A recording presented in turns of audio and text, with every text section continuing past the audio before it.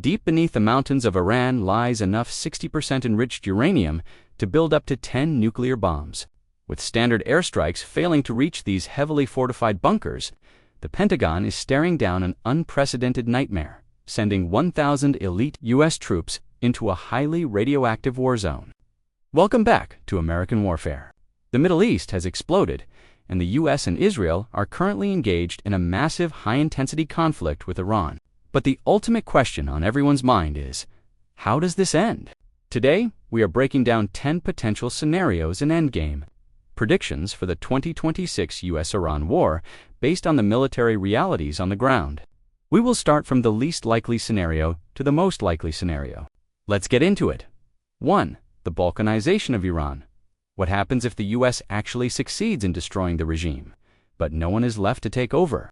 Iran is a massive country made up of many different ethnic groups: Persians, Kurds, Balochs, and Arabs. Experts warn that degrading the government too much could lead to balkanization, meaning the country shatters into smaller, warring factions. Instead of a clean victory, the U.S. could accidentally trigger a massive, decades-long civil war that floods the Middle East with refugees and plunges the entire region into chaos. 2. Regime change in Iran. Despite claims by the U.S. administration that total regime change has been achieved following the assassination of Supreme Leader Ali Khamenei in the opening strikes, true institutional regime change has failed. While President Trump has described the new leadership as much more reasonable, foreign policy experts point out that Iran's core government power centers, such as the Guardian Council and the Assembly of Experts, remain fully intact. The assembly quickly elevated Mojtaba Khomeini to succeed his father. Analysts assess that the new leaders, many of whom have been pulled out of retirement, are significantly more hardline militaristic and anti-Western than the administration they replaced. 3. World War. The sheer scale of the conflict, the devastating economic ripple effects, and the involvement of great powers have led some analysts and politicians to describe the situation as a modern version of a world war. The war has turned the Gulf into a highly advanced electromagnetic battlefield. Russia is reportedly supplying Iran with real-time intelligence via its Kayam military reconnaissance satellite, enabling Tehran to precisely track and target U.S. warships and aircraft. Meanwhile, China has remained largely on the sidelines, continuing to receive heavily discounted Iranian oil under a 25-year cooperation agreement while watching the U.S. drain its military resources. Furthermore, the war has severely disrupted global trade. Iran's blockade of the Strait of Hormuz has choked off roughly 10% of the world's daily oil supply, causing extreme global inflation and sparking fears of a global economic collapse. For us, invasion of Tehran, while the U.S. is prepared for limited, raid-style ground missions on coastal islands. A full-scale conventional invasion to capture Tehran is widely considered by military planners to be a logistical impossibility. Iran is a massive fortress plateau spanning 1.6 million square kilometers, making it exponentially larger than Iraq and Afghanistan. Any U.S. ground force attempting to push inland would face extreme geographic barriers. The western route from Iraq is blocked by the formidable Zagros Mountains, while southern amphibious routes would require crossing the brutal Dashti Kavir and Dashti Lut deserts, where extreme summer heat and lack of infrastructure would severely strain U.S. supply lines. Furthermore, neighboring countries in the north and east have either declared neutrality or refused to allow their territories to be used as staging grounds, leaving the U.S. with no viable invasion route to the capital. 5. U.S. walks out from the Iran war as the conflict enters its second month without a clear strategic resolution. The United States is seriously evaluating a unilateral withdrawal. President Donald Trump has publicly suggested that U.S. forces could begin leaving the theater within 2 weeks, maybe 3. Secretary of State Marco Rubio echoed this sentiment, and U.S. officials have emphasized that a formal signed agreement with Tehran is not a prerequisite for ending the military campaign. The administration's rationale relies on declaring a military victory based on the severe destruction already inflicted on Iranian infrastructure. However, analysts warn that a premature withdrawal without a formal deal could ultimately leave Iran stronger. If the U.S. exits without forcing concessions, Iran can claim that simply surviving against a superior military force constitutes a victory. Furthermore, an abrupt exit would leave Iran with de facto control over the Strait of Hormuz, maintaining high maritime insurance premiums and permanently elevating global energy costs 60%. Uranium collection operation. A major objective for the United States is ensuring Iran does not weaponize its stockpile of approximately 440.9 kilograms, 972 pounds of uranium enriched to 60% purity. Because airstrikes failed to guarantee the destruction of these materials, which are believed to be hidden deep within underground tunnel complexes. At the Isfahan nuclear facility, the U.S. military faces an incredibly hazardous tactical challenge. Securing the material could require an unprecedented ground operation, inserting up to 1,000 specially trained troops into a highly contested war zone to physically breach the tunnels and extract the uranium. Experts warn that this type of operation is fraught with extreme chemical, biological, and radiation dangers. 7. U.S. invades Karg Island. Karg Island is the undisputed crown jewel of Iran's energy economy because much of Iran's mainland coast is too shallow. This deepwater island serves as the primary loading point for very large crude carriers, VLCCs, and handles approximately 90% of all Iranian crude oil exports. To potentially seize the island and choke off Tehran's revenue, the U.S. has deployed a massive rapid reaction force to the region, including 5,000 Marines from the 31st and 11th Marine Expeditionary Units, alongside 2,000 paratroopers from the 82nd Airborne Division. However, an invasion carries catastrophic risks. Iranian Parliament Speaker Mohammad Bagher Ghalibaf has warned that Iranian forces will rain down fire on arriving American troops. Furthermore, diplomats report that Tehran is prepared to employ a scorched earth defense, threatening to carpet bomb its own territory and obliterate the island's massive oil facilities rather than let them fall into U.S. hands. 8.US invades surrounding area of Hormuz to offset its conventional military disadvantages. Iran has established a de facto blockade of the Strait of Hormuz by weaponizing surrounding islands like Keshem and Abu Musa.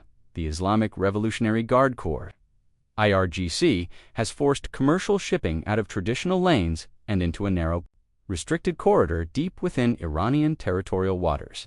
Here, ships are subjected to geopolitical vetting, mandatory naval escorts, and an extortionary security tax. This toll booth system has devastated global shipping, dropping daily traffic through the strait from an average of 1 to 0138 ships to just 4 or 5. In response, the U.S. military has actively reviewed options to forcibly reopen the strait, which would likely require deploying Marines and paratroopers to capture these heavily fortified island outposts and dismantle the coastal missile batteries threatening the waterway. 9. Proxy war with Iran. Rather than risking a massive conventional ground invasion to capture Tehran, the United States and Israel are actively exploring a proxy warfare strategy by mobilizing Iranian Kurdish militias. On February 22, 2026, 5 major Iranian Kurdish opposition groups including the Kurdistan Democratic Party of Iran, PDKI, KDP, the Kurdistan Freedom Party PAK, the Kurdistan Free Life Party, PJAK, and Kamala factions formed the Coalition of Political Forces of Iranian Kurdistan, CPFIK, with the explicit goal of toppling the Iranian regime. President Donald Trump has reportedly engaged with Kurdish leaders, including a phone call with KDPI President Mustafa Heat, as the U.S. military prepares to provide air support for these Kurdish fighters, operating from bases in the Kurdistan region of Iraq. These lightly armed Peshmerga forces are conducting small unit operations across the Zagros frontier. The U.S. objective is not for these militias to march on Tehran, but to continuously harass, distract, and drain Islamic Revolutionary Guard Corps (IRGC) units, effectively opening a new front without risking American ground troops. This strategy, however, has triggered immediate escalation and geopolitical blowback. In response to the growing alliance, the IRGC has launched intense preemptive drone and missile strikes against Kurdish bases, arms depots, and strategic centers in northern Iraq. Furthermore, empowering these Kurdish militias severely strains relations with NATO ally Turkey. Ankara views armed Kurdish factions particularly PJAK is direct extensions of the Kurdistan Workers' Party PKK and vehemently opposes any U.S. or Israeli effort to arm them, fearing a spillover of Kurdish militancy into its own borders. 10. Peace talks, ceasefires, and the temporary thought the alternative to a unilateral withdrawal or a devastating escalation is a negotiated settlement. For weeks, diplomatic efforts to secure a ceasefire remained locked in total stagnation, characterized by conflicting public narratives, irreconcilable demands, and a profound trust deficit. However, a sudden last-minute diplomatic intervention has temporarily shattered this deadlock, pulling both sides back from the brink of total war. The shift from deadlock to a conditional ceasefire. Previously, the diplomatic landscape was defined by two mutually exclusive frameworks: the initial U.S. 15-point proposal, transmitted via Pakistan. This proposal demanded complete Iranian capitulation, including the extraction of enriched uranium stockpiles, severe curbs on ballistic missiles, the severing of proxy networks, and the unconditional reopening of the Strait of Hormuz. Iran's 4-point counter-demand. Iran initially rejected the U.S. proposal as excessive and irrational, countering with demands for a complete cessation of U.S.-Israeli aggression, guarantees against future attacks, financial reparations, and international recognition of Iranian sovereignty over the Strait of Hormuz. This unbridgeable chasm, fueled by mutual distrust stemming from the sudden launch of Operation Epic Fury during active Geneva negotiations, pushed the conflict to the edge. President Trump issued an 8 p.m. ET ultimatum, threatening the destruction of Iranian power plants, bridges, and infrastructure if Tehran did not surrender, Pakistan's mediation, and the 2-week pause. Hours before the deadline end, as US B-52 bombers were reportedly already en route to breakthrough was achieved, mediated by Pakistan's Prime Minister Shehbaz Sharif, who urged a pause to allow diplomacy to run its course. The United States and Iran officially agreed to a 2-week conditional ceasefire. The core terms of this sudden armistice include the Strait of Hormuz. Iran has agreed to the complete, immediate, and safe opening of the strait, allowing global energy shipments to resume under the coordination of Iran's armed forces, suspension of hostilities in exchange. The United States has suspended its bombing campaigns and military attacks on Iranian territory for the 2-week period, a new framework for negotiation. Sudden about-face has dramatically altered the negotiating table. Both Washington and Tehran have publicly confirmed the ceasefire, with Iranian Foreign Minister Abbas Araghchi validating the agreement for safe passage through the Strait. Furthermore, the basis for future negotiations has shifted. President Trump announced that the administration is now looking at a 10-point peace proposal, which he previously rejected but has now labeled a workable basis on which to negotiate a long-term peace agreement, while Russia previously attempted to exploit the diplomatic void to solidify its role as a Middle Eastern power broker. It is Pakistan's channel that has ultimately yielded actionable results. The fundamental trust deficit and massive ideological differences between the U.S. and Iran remain. But this 2-week window has temporarily replaced the threat of annihilation with the fragile hope of localized diplomacy. The 2026 U.S.-Iran war is structurally redefining modern warfare and the global economy. Which of these 10 scenarios do you think will ultimately end the conflict? Let us know in the comments below. If you enjoyed this breakdown, make sure to hit the like button, subscribe to American Warfare, and ring the bell so you never miss an update on the front lines. Stay sharp, and we'll see you in the next video.